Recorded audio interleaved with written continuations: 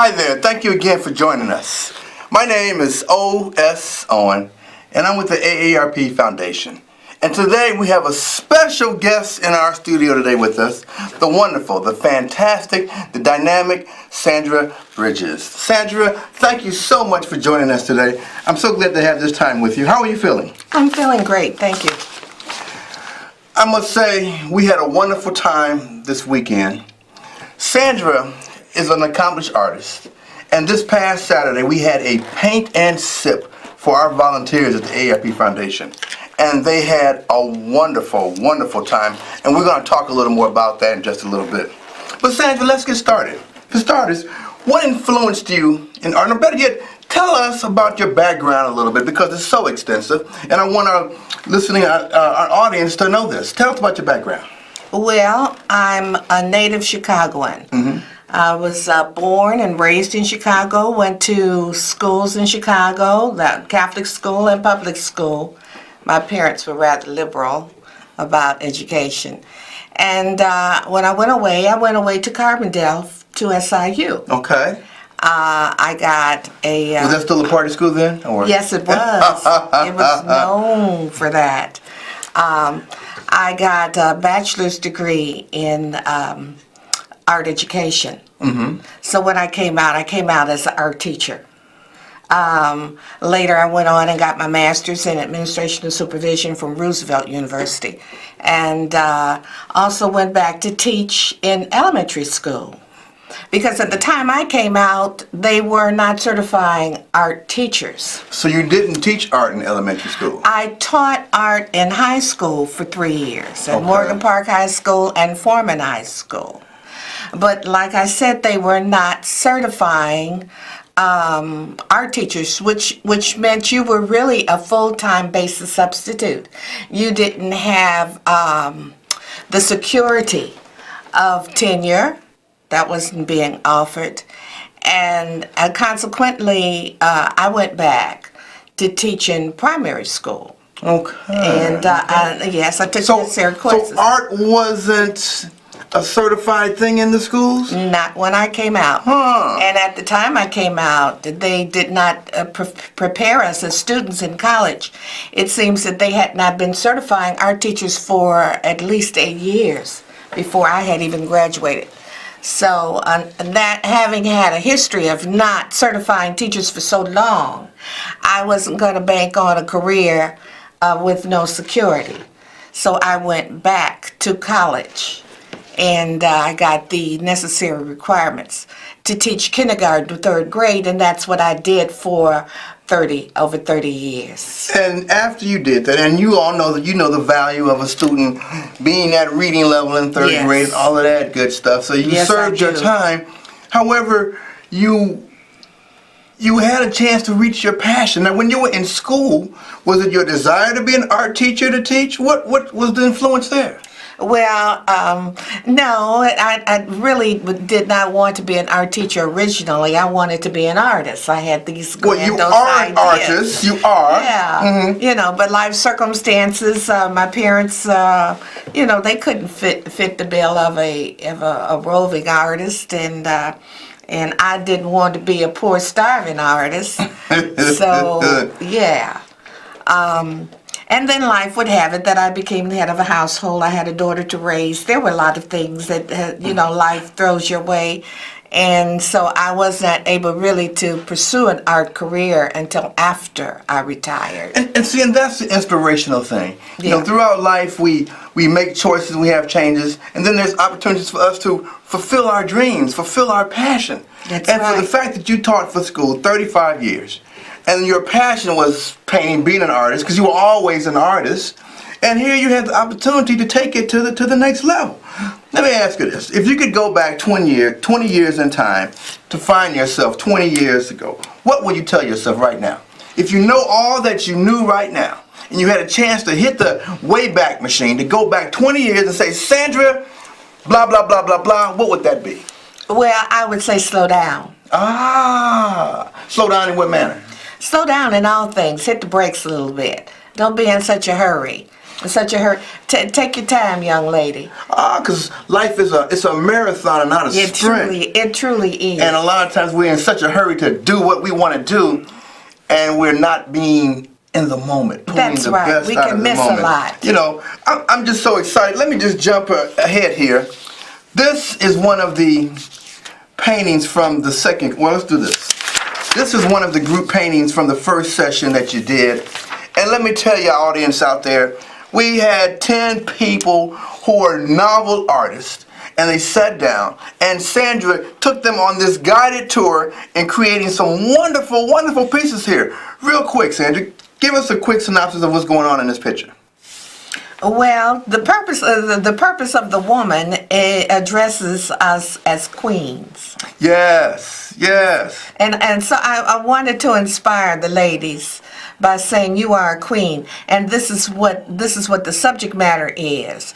So I prepared a template for them to follow. That was quite interesting and quite unique, because as I was watching you, teach them how to do the background, and this is from the second group.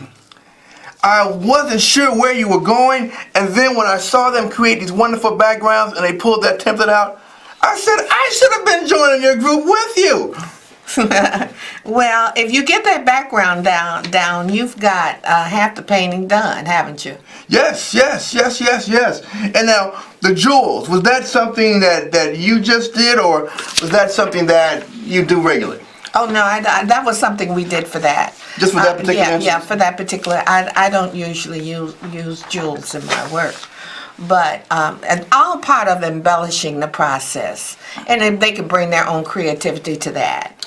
Now, okay, speaking of that, in the music world, they have like a genre of rock, hip-hop, and bebop. What's that in the art world? Is there such thing as a genre in the art world? Oh, sure there is. And what's your favorite genre? Or genre, is that correct? Well, you have abstract artists. Okay. And you have people who do representational work, which means they utilize what they see and they try to manifest that. Okay. So you recognize an orange is an orange, so to speak. Okay. Or a person's face when you see a person. Mm-hmm. So and then within that, then there are other groups. Well, in looking at some of your work, this picture here.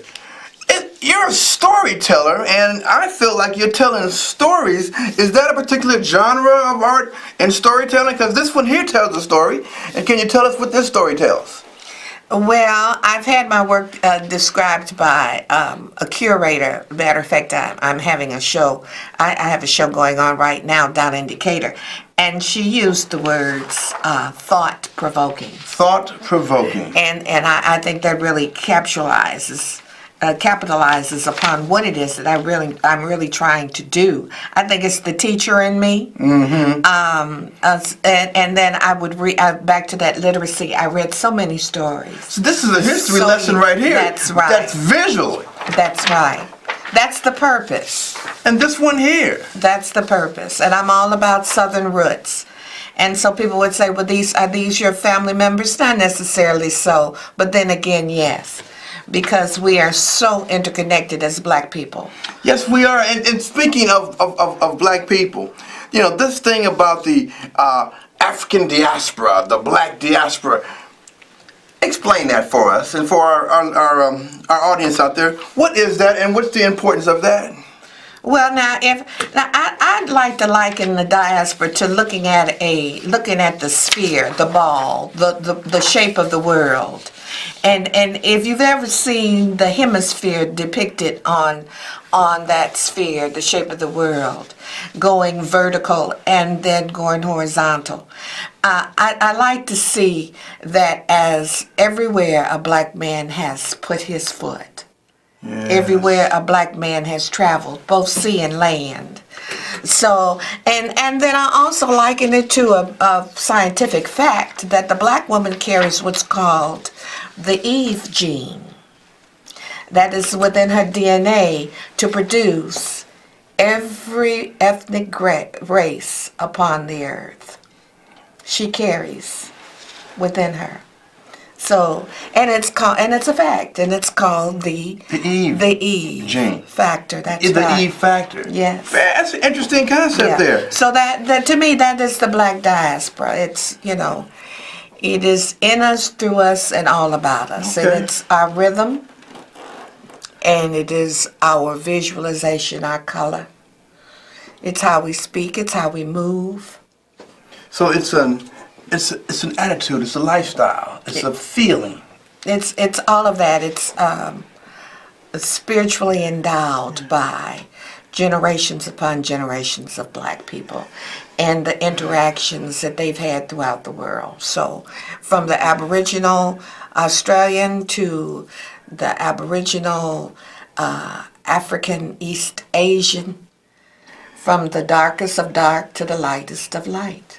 So this sounds like this is so very important in our cultural development.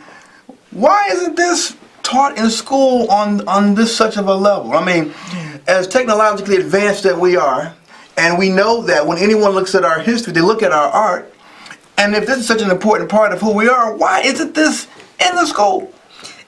Because our system is built upon competition, not cooperation. It's our economics is all around self-reliance. And so it does not behoove the system to be one of all-inclusive and all uplifting. So I maybe I'm getting a little deep right there. We are deep because the artists, and I say you guys as the artists, help us who are novels artists to regain our humanity. When I see this piece, I'm touched. I'm moved. It's reminding me of my reality. When I look at this piece, I'm reminded of a scene in my life. I'm back in history. So this art is not just for history, but it's for our self-development. And since that's so important, and our children right now in school, their self-confidence needs to be boosted up. And I've watched the confidence of those groups of ladies that you were guiding through this process increase. From the very beginning, it was, oh, well, I can't do this, to the very end, and saying, look what I've created. So I was just thinking, by you being a teacher, understanding that educational path, and then being an artist, the combination of the two, you see things from a quite different lens. And I just felt very compelled to acknowledge the work that you have done. And because, see, we have volunteers that are traveling that same path. They've chosen to do this because of the economics. However, their passion was in art. And you, after 32 years, you didn't let it go. You're thriving, you're striving, you're teaching art. What were some of the challenges as a black woman being an artist, and before you retired and after retired, if there were any? There were no restraints on me as an artist, but I'd say here we go back to the society, and the time. There were time constraints, so I had to work.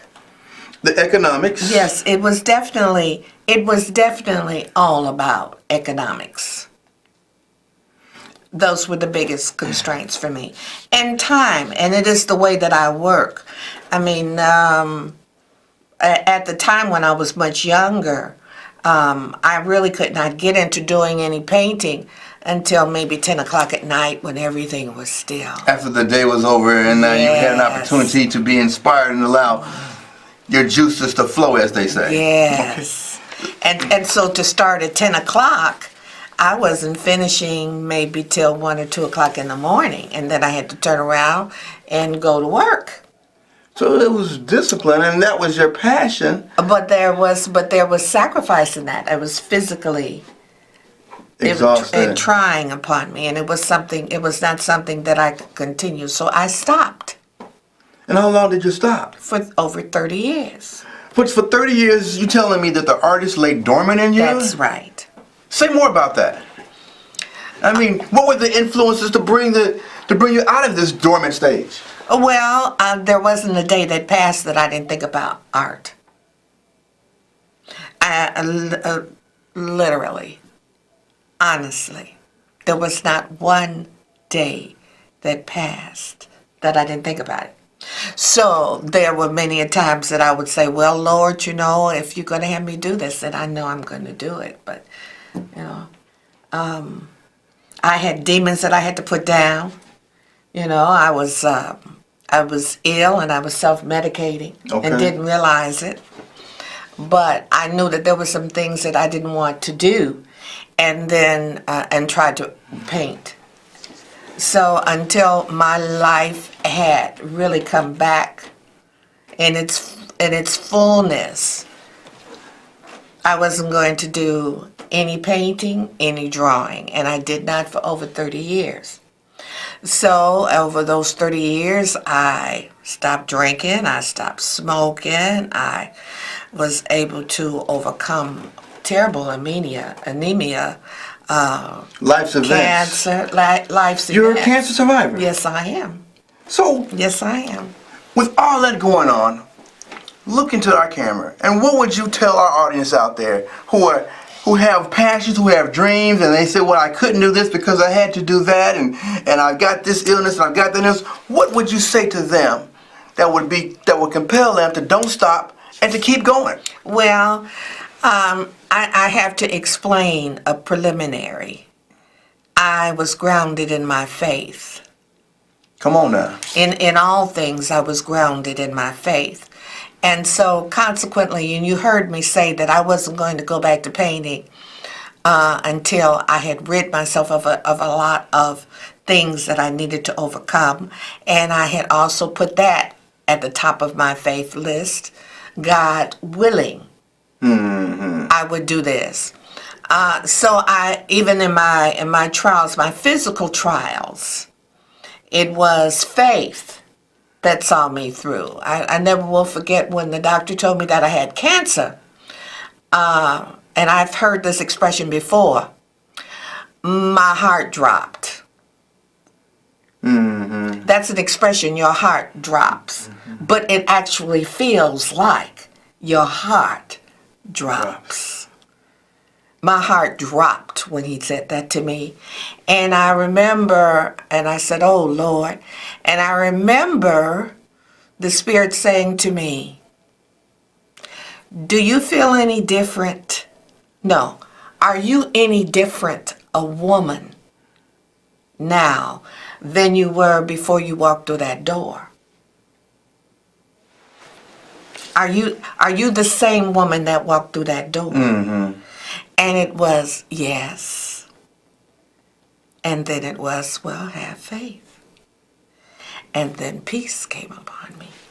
Well, I mean, when I look at your works, in fact, let me do this here. You know, I thought I had put this out here. Here we go. What the inspiration here? I mean, this looks like art therapy in its best. This beautiful child here holding it down. What was the inspiration here when you did this? Well, this is my granddaughter. Your granddaughter. So it's a family connection. Yes. Which means, you know, we look at and we love family, and our faith is supporting and caring for our family. And by it being your granddaughter, what was going on here? Well, this is part of a series called Made in America. And I wanted to tell my granddaughter, and each painting carries a theme. And the particular theme here is how we present notions to our children when they are young, how we embed and instill ideals and values when they're young. And I know how it was taught to me, and I know how I taught it to my daughter, and hopefully she has her daughter, that the sky is the limit and shoot for the stars. Oh, that's so beautiful. Yes. You shoot for the stars. If you're just tuning in, we're here with Sandra Bridges, Chicago well-known artist, who is on this life journey, and we are asking you to fulfill your life journey as well. Whatever you thought you wanted to do, you still can do. I mean, Sandra's story has been so very compelling. You know, my big question to you is, what's your favorite genre. I mean, you tell stories, you use your art to convey history and experiences, but what's your favorite? You like oil, you like, what is it, abstract? I'm not an artist, so I might be mixing terms, understand. but what's your favorite? Well, I am an oil painter. I am an oil painter. I love oils. I have painted in acrylics in the past, like what we used at the paint and sip. I have used those, but I love oil paint. And what's the difference between the oil and acrylic? It's the feel of it. It's the fluidity of it. It's the sheen of it. It's the slow drying of it. It's Texture. It's the yeah. I mean, I work it. I can work it with my finger. I just love, So all that is me. That little girl that used to play in mud. Yeah. I can bring. You can bring her back. Yes. Yeah. So- all of that. So let me ask you now, what's the next chapter for you? Well, this is the chapter. This is it. This is these are the final chapters of the book, and wherever this takes me. So you're doing a show. Can you please tell our audience about the show that you're doing? I thought I had that information here, but forgive me that I don't. But right now you currently have a show going, don't you?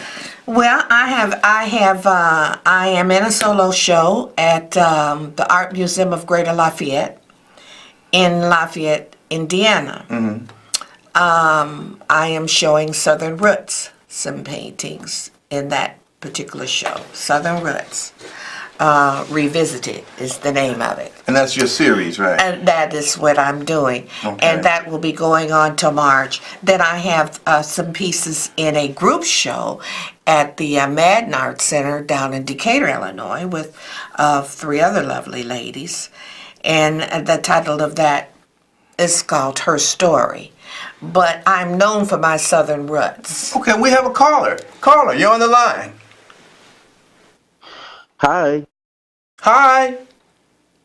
OS and Jeff, you all have a wonderful show tonight. I just wanted to call in and commend you all for sharing great information with Chicago.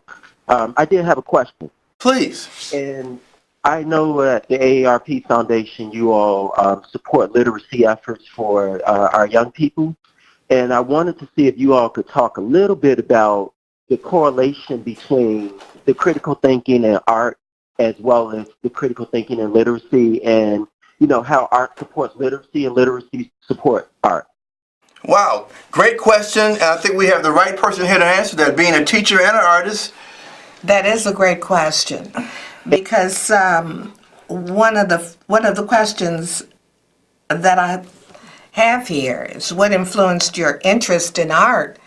And aside from being a little kid, 2, 3 years old playing around the house, upon entering school, I would have to say it was the illustrations.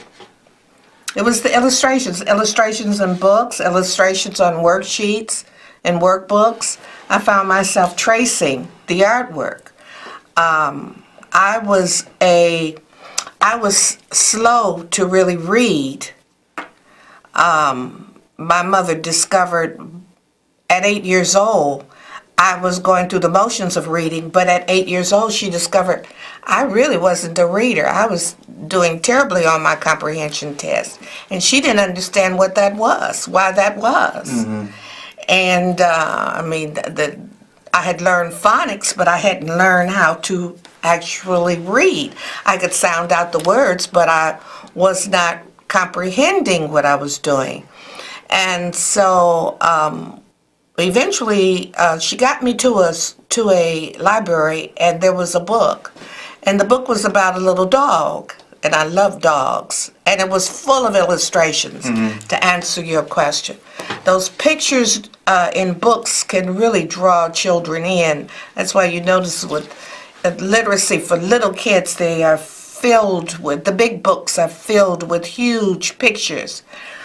Because in order to teach a child how to read, they have to learn how to visualize. Wow, okay. And is that how it turned around for That's you? how it turned around for me. Okay. It is important that children, and that it's pointed out to them as they are beginning to read, to actually see the Right, picture, okay. where it's like a movie. Well, I'm going to have to cut you here. We have to wrap this up. We've got about 5 seconds left. We want to thank you guys for calling and joining us today. Tune in. We're here every Wednesday at 6 o'clock with the AARP Foundation. And Sandra, love you. Thank you so very Thank much. you. And for further information, you can call us at 312-660-8665. 312-660-8665. Thank you.